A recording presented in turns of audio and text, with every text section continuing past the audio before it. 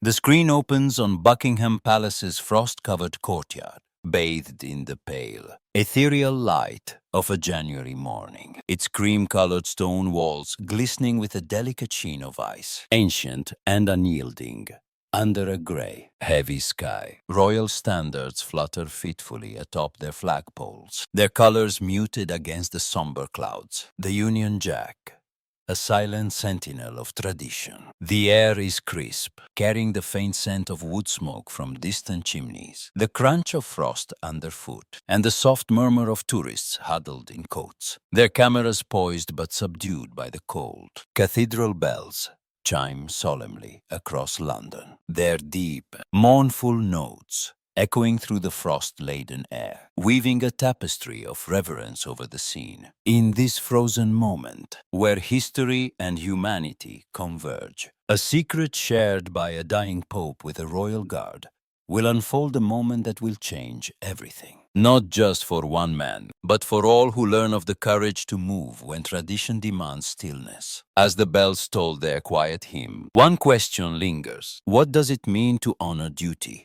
when the heart demands more than silence? Corporal James Ashford stands motionless at his post, a steadfast figure in his scarlet tunic, the heavy fabric warmed faintly by his breath, the towering bearskin cap casting a shadow across his disciplined face, its weight a familiar burden after 14 years of service. At 26, Ashford is a seasoned soldier of the Royal Regiment, his broad frame honed by 2 tours in Helmand Provence, his grey eyes hardened by the chaos of war, but burning with a quiet intensity that reveals nothing to the casual observer. His face, weathered by sun and loss, is a mask of stoic resolve, but beneath the surface lies a man shaped by the lives he saved and the comrades he's buried. A flashback transports us to a dusty street in Helmand, where Ashford, his uniform streaked with sweat and sand, moves swiftly through a hail of gunfire, his eyes catching the glint of an ambush moments before it would have claimed his unit. His shouted warning, his steady hand guiding his men to cover, saved lives that day, earning him a military cross and a reputation for instinct, for acting when others falter. Now, as a Queen's Guard, his duty is to embody the crown's honor, to stand as a living symbol of tradition. His halberd,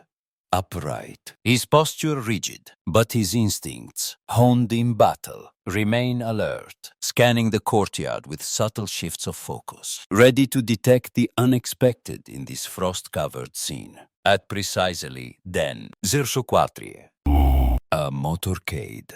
3 sleek black vehicles, their windows tinted, their engines a low hum glides into the courtyard, their tires crunching softly on the frost. The tourists, their breath visible in the cold, turn, their cameras rising, their murmurs growing as the vehicles come to a stop. From the central car, Pope Francis emerges, his movements slow and deliberate, his white cassock rippling in the chill breeze, his zucchetto a bright spot against the grey sky. At Ottitinier, his frame is frail, his steps measured, but his presence radiates a warmth that defies the January cold.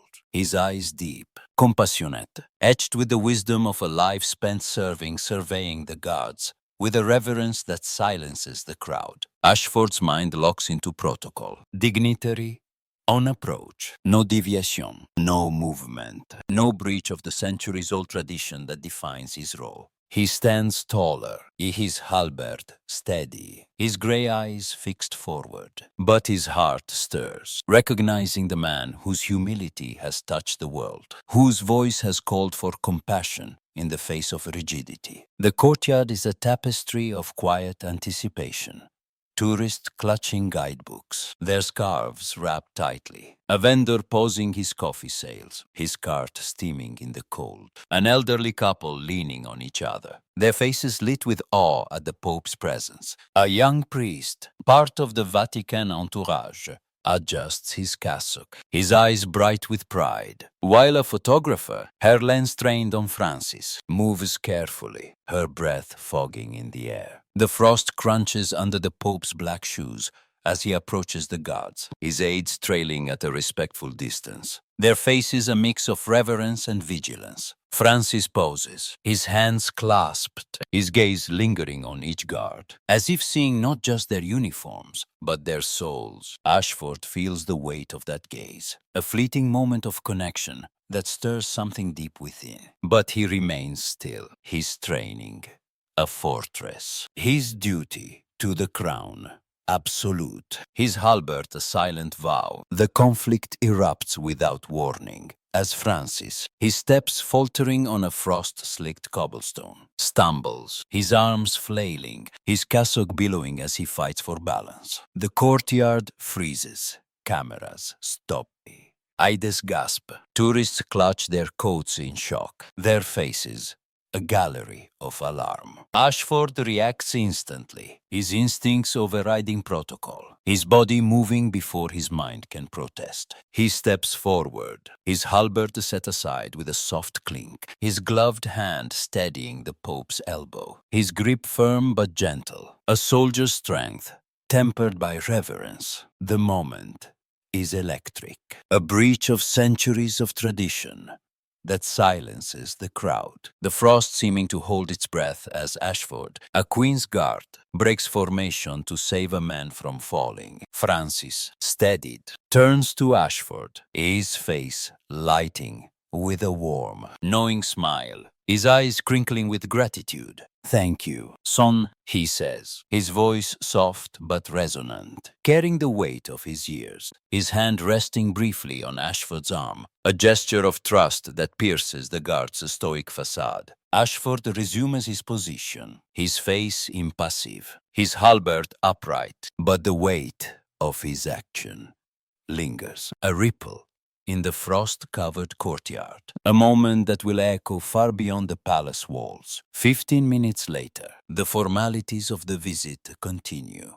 Francis greeting officials, cameras flashing, the motorcade idling, but Sergeant Alcott, a grizzled veteran with a stern face, summons Ashford inside, his voice low but urgent. Ashford's boots echo on the marble floors of the palace's grand corridors, the sound sharp in the silence, the walls lined with portraits of monarchs who seem to watch his passage. Staff in navy blazers avert their eyes, their whispers trailing him. Their glance is a mix of curiosity and unease. In a small, oak-paneled chamber of the state apartments, Lieutenant Mercer, a young officer with sharp features, awaits alongside a Vatican aide, a wiry man in a black suit, his face unreadable. "You're not in trouble yet," Mercer says, his tone clipped but not unkind, his eyes studying Ashford with a mix of scrutiny and intrigue. The aide, his accent Italian, adds, "His Holiness wishes to speak with you privately." Ashford, his surprise hidden behind his disciplined exterior, feels his heart quicken, his mind racing with the implications of his actions, the weight of the Pope's request. He follows the aide through silent corridors, their footsteps muffled by crimson carpets, past gilded mirrors and ancient tapestries, to a modest sitting room where Francis sits alone, a porcelain teacup untouched on a table, the air warm, with the scent of old books and burning logs in a small fireplace. The climax unfolds as Francis gestures Ashford to sit, his smile warm, his eyes etched with compassion, their depths reflecting a life of service and a quiet urgency, as if time is a luxury he no longer possesses. The room is intimate, its walls adorned with a single crucifix, its windows framing the frost-covered courtyard below, where the guards continue their vigil. "You're a man of habit, Corporal," Francis says, his voice gentle but probing, his hands folded in his lap, his cassock a stark white against the dark wood. "I understand the habit. It binds us, shapes us. But what made you move when others would let me fall?" Ashford, his bearskin cap resting on a chair, his scarlet tunic vivid in the firelight, hesitates, his gray eyes meeting the Pope's, his voice low but honest. "I don't know, Your Holiness. I saw you stumble, and I just moved. It wasn't a choice. It was instinct. Francis leans forward, his smile deepening, his eyes bright with recognition, as if Ashford's words confirm a truth he's long held. "That's why I'm here," he says, his voice dropping to a near whisper. "To see men who never speak, who stand in silence for something greater. But silence has its cost. James, it can become a prison if it forgets what it protects." Francis reaches into his cassock, producing a simple wooden crucifix, its edges worn smooth by years of touch, its surface unadorned but heavy with meaning. He hands it to Ashford, his fingers trembling slightly, his voice steady but urgent. "Hold this until I leave," he says, his eyes locking onto Ashford's, a silent command that carries the weight of a sacred trust. Kindness that defies rules is strength, not weakness. Your act today was not a failure of duty. It was its fulfillment. Ashford takes the crucifix, its wood warm in his gloved hand, his heart pounding as he tucks it into his tunic. The gesture a secret shared between them, a bond forged in a moment of humanity. Francis leans closer, his voice a whisper, his words meant for Ashford alone. "You didn't fail the crown, James. You reminded it why it matters. Because it stands for people, not just tradition. Hold that truth and never let it go." The Pope's words settle into Ashford's soul, a light in the darkness of his disciplined life, a call to see duty through the lens of compassion. The meeting ends, and Ashford returns to his post, the crucifix hidden against his chest, its weight a quiet reminder of the Pope's words. The courtyard now bustling with the motorcade's departure. The visit concludes with formalities. Handshakes between Francis and palace officials. Press releases issued, photographers capturing the Pope's final wave. But Ashford's act spreads as whispers among the staff. The tourist, the guards themselves, his comrades, their faces stoic, offer subtle nods, their respect unspoken but profound, while Sergeant Alcott, his stern facade softening, mutters, "Good man." Ashford, as he passes, the frost begins to melt under the rising sun. The courtyard alive with the chatter of tourists, but Ashford stands taller, his grey eyes softer, his heart changed by a secret that will shape the rest of his days. Weeks later, the news of Pope Francis's death at 89 hits Ashford like a physical blow. The television in the barracks, flickering with images of St. Peter's Square, pilgrims weeping, candles flickering against the night. He is polishing his boots, the scent of wax sharp in the air. When the announcement comes, his hands pausing, his heart heavy with the loss of a man who saw him, truly saw him, in a way few ever had.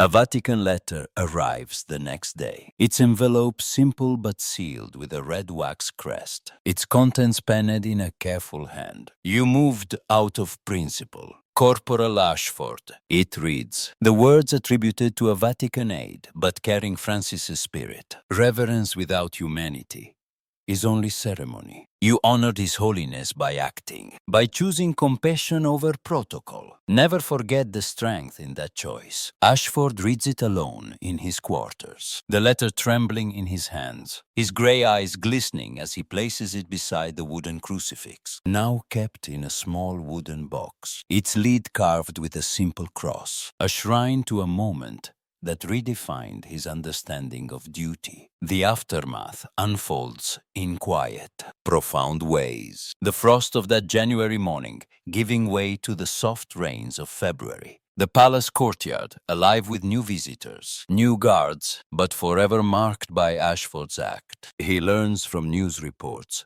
that Francis, in his final weeks, spoke often of small acts of kindness, of the strength found in breaking rules for the sake of humanity. His words echoing the lesson he shared with Ashford. The crucifix, a gift from a pope who saw the world's pain, becomes a talisman for Ashford, a reminder to look beyond protocol, to see the people it serves. He shares the story with his younger brother, Tom, a recruit in the Royal Regiment, his voice steady but emotional, urging him to serve with heart, not just habit. Tom, his eyes wide, nods the story.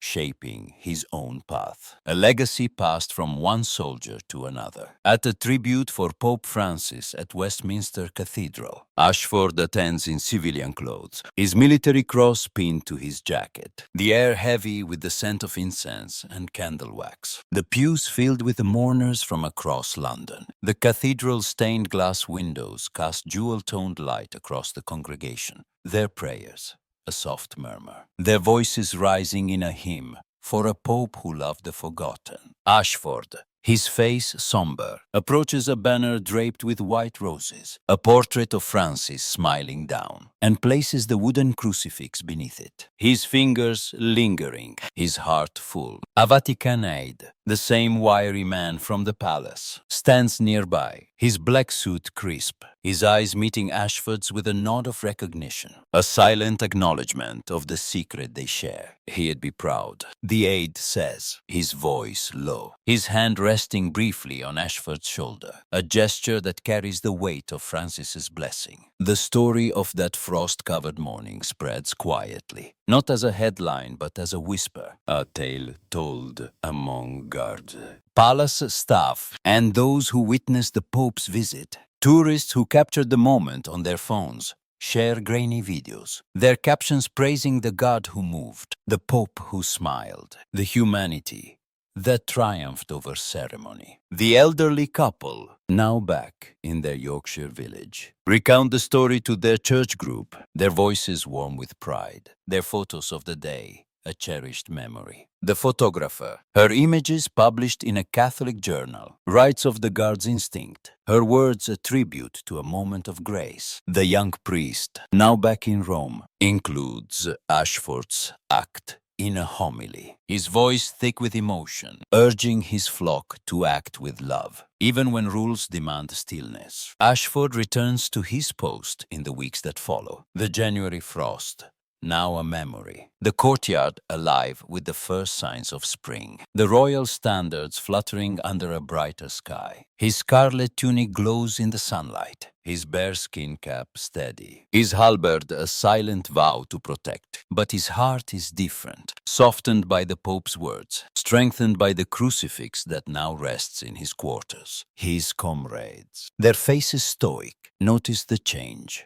A quiet warmth in his eyes, a subtle shift in his stance, as if he carries a secret that makes him stand taller. Sergeant Alcott, his gruff exterior unchanged, claps Ashford on the shoulder one evening, his voice low. "You did us proud, lad. Don't let anyone tell you different." The vendor, his cart now adorned with a small cross, nods to Ashford each morning, his coffee steaming in the cool air, his smile a quiet tribute to the guard who moved. The palace, with its frost-covered stones now warmed by spring, stands as it always has, a witness to countless moments of courage. Its honor upheld by a God who acted when tradition demanded. He stands still, who steadied the Pope and received a secret that changed his soul. Ashford's thoughts linger on Francis, on the crucifix, on the letter, but most of all, on the lesson that duty is not just in the rules we follow, but in the humanity we serve, in the moments we choose to move, when others would let the world fall. He thinks of his tours in Helmand, of the lives he saved, of the comrades he lost, and sees them now through Francis's lens, as acts of love, not just duty. He thinks of his parents, devout Catholics, who raised him to see faith in action, their pride a quiet force in his heart, their lessons now alive in the choice he made. The story of that January morning is a parable of compassion, a testament to the power of a single act to transcend a tradition, to remind us that honor is not in silence, but in the courage to move when humanity calls. It is a story of a God who saw a man stumble and acted without thought, who received the Pope's secret and carried it like a flame, whose choice to break protocol became a lesson for the world. Corporal James Ashford, with his soldier's instincts and human heart, proved that true honor lies in moving when duty demands it, that a moment of kindness can echo beyond a lifetime, that a simple crucifix can carry the weight of a legacy. It is a story of Pope Francis, whose final days were marked by a belief in the strength of small acts, whose smile and words reminded a God and the world that humanity is the truest ceremony. True honor lies in moving when duty demands it. What does compassion mean to you? Have you ever faced a moment where you had to act against the rules to help someone? Where your heart demanded more than silence? Where a small gesture changed everything? Share your story in the comments below. Tell us about the choices that defined your honor, the moments that tested your resolve, the lessons that linger like a crucifix in a soldier's hand. If you're inspired by stories like James Ashford's and Pope Francis's stories of humanity, courage, and the power of kindness, to break tradition, hit that like button, subscribe, and ring the bell. Join us for more tales that uplift, that challenge, that remind us of the strength within us all every single day. هم أعطوه